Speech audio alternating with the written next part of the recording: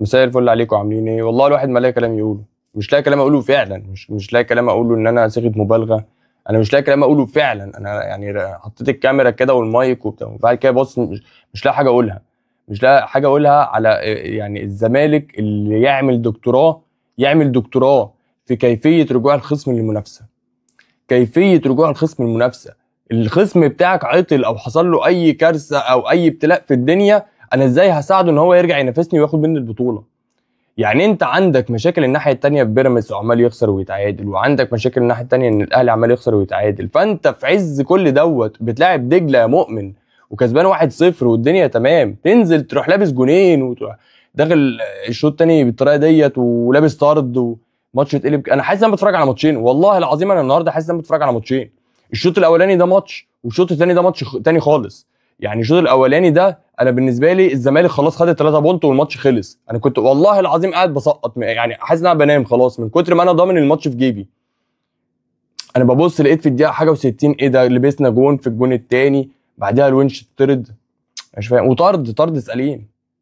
يعني مش فاهم بجد. النهارده انا في نقط عايز اتكلم عليها، انا من كتر النقط اللي في دماغي والحاجات اللي انا عايز اتكلم فيها حاسس ان انا هقعد اعمل فيديو 6 ساعات. يعني خليني ابدا. اول نقطه، انا مبدئيا انا بقالي 3 ماتشات بلعب ناقص لاعب. انا بنزل الماتشات بقالي 3 ماتشات بالظبط بنزل ب 10 لعيبه، انا بلعب من غير مهاجم. انا مش مصدق ان ده عدي دباغ الصفقه اللي احنا مستنيينها، والصفقه والبرومو والرقم والتليفون ايه ده يا عدي؟ ده في ايه؟ ايه ده؟ لا في بيلين ولا في اسيست ولا في اوفر ولا في جون ولا في اي. كل اللي عملته اللمه والشوطه بتاعت الماتش اللي فات اللي كملها تشيكو بنزا. مفيش اي وجود ليك. الكره اللي في الشوط الاولاني اللي الناس تفتكرها اللي رحت سبقت الجون فيها الانفراد، لمست الكره الواحد لو لمسه حريف هتلمسها لمسه كده تزقها بس قدامك وتحطها في الجون على طول. انت لمستها لمسه رحت رايت الكورنر. انا مش فاهم دي. انا اول ما شفت اللقطه ديت عارف انت اللي هو ايه ده؟ هو ده يا جدعان المهاجم اللي احنا مستنيينه اللي فرحنا بيه وعملنا ده يا باشا رجع لي ناصر منسي. ناصر منسي كان هداف الدوري السنه اللي فاتت اساسا.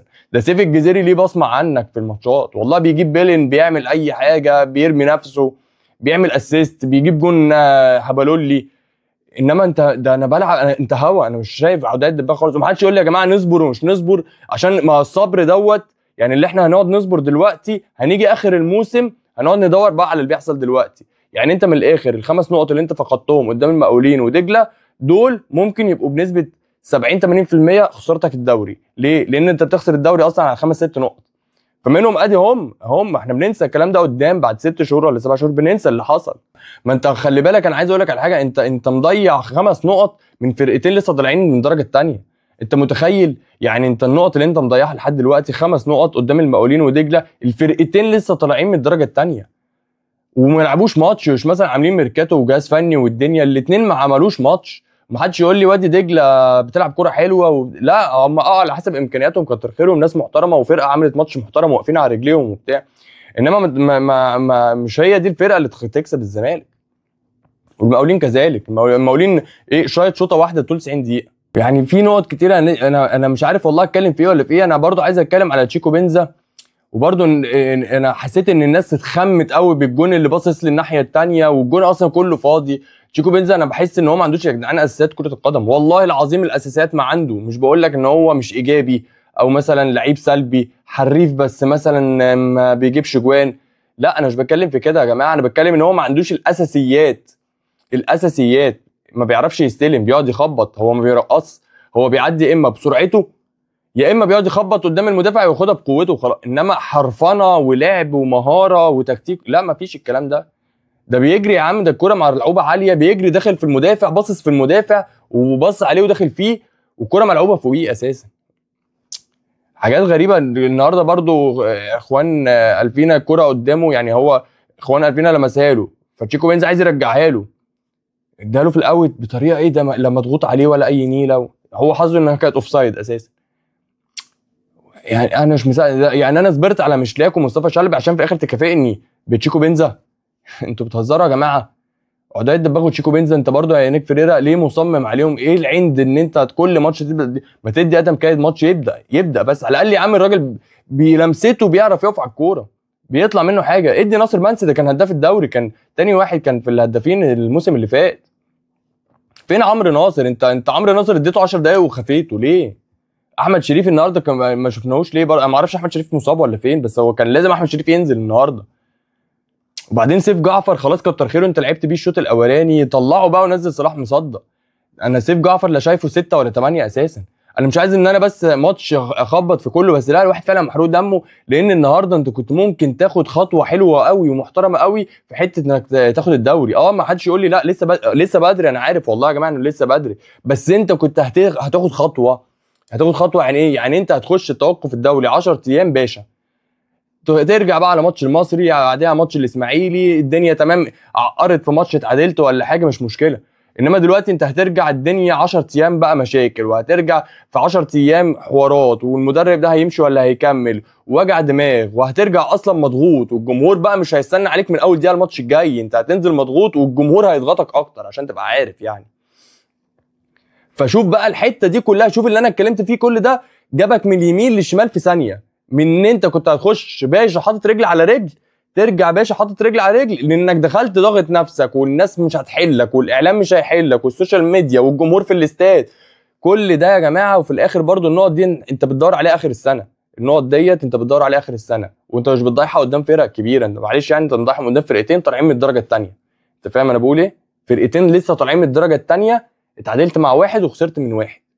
تمام. انا عايز بس اقول على حاجه برضو كمان معلش عشان ما انساش، انا النقط كلها والله عماله تيجي في بالي وانا بتكلم دلوقتي على كباتن الفرقه، 2 من كباتن الفرقه، يعني عمر جابر الكابتن، بعد عمر جابر في الونش وفتوح، الاثنين هم سبب خساره. مش هقول لك سبب الخساره، هقول لك سبب الجونين.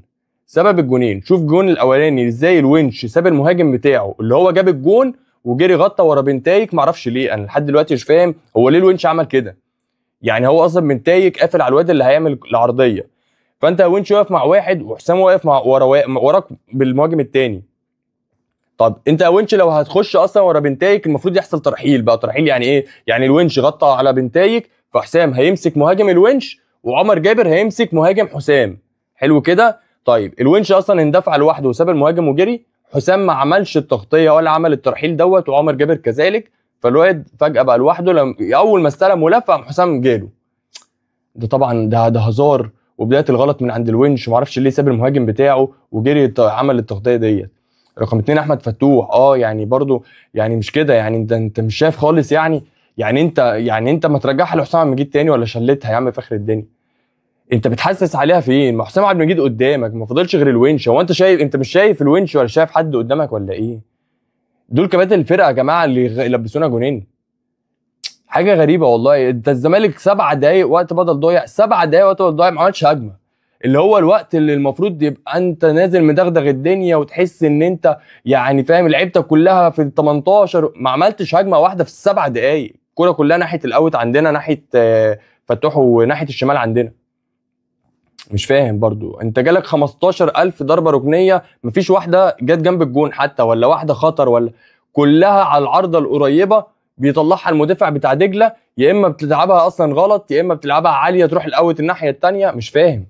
وبعدين لما الونش اتطرد انا حاسس ان هو الملعب فضي قوي، يعني تحس ان في 6 اتطردوا مش الونش بس. انا مش مصدق بجد والله يا جدعان الكلام اللي انا بقوله دوت. في ماتش الشوط الاولاني الزمالك كان عامل اداء حلو، مش عارف ازاي اللي انا بقوله ده كله حصل في الشوط الثاني. انا الونش اتطرد من هنا، انا حاسس ان بجد تحس ان يعني في 4 لعيبه اتطردوا، انا مش لاقي لا في مدافعين ولا في نص ملعب ولا في مهاجمين حتى.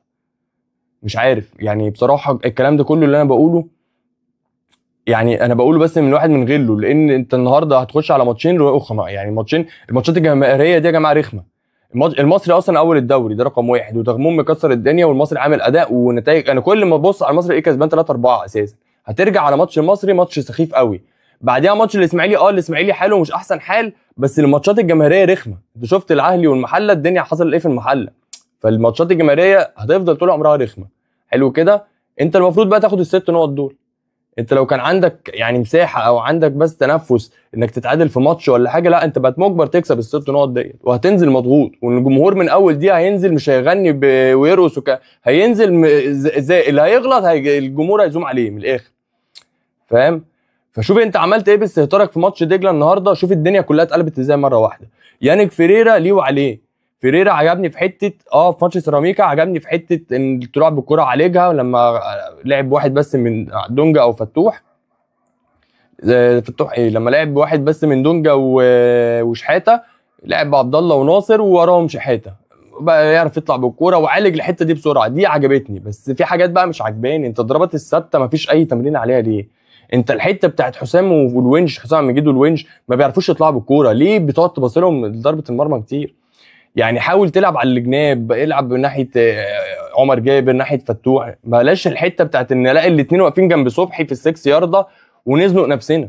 وبعدين معلش ما بلاش العند والاصرار على اللعيبه معينه زي عدي الدباغ وشيكو بنزا علشان انت كده بتحرقهم. يعني انا عدي الدباغ بالنسبه لي اتحرق كده، فاهم؟ فانت وصلتني ان انا جادد منه. لا طب ما تدي ده شويه وده شويه وده شويه. ادم كايد نزله شويه على شيكو بنزا. شيكو بنزا ده انا مش عارف احنا جبناه ليه اساسا. ان شاء الله نتقابل الماتش الجاي، ماتش مصر على خير، وربنا يكتب بقى الخير ان شاء الله الفتره الجايه. يلا سلام عليكم.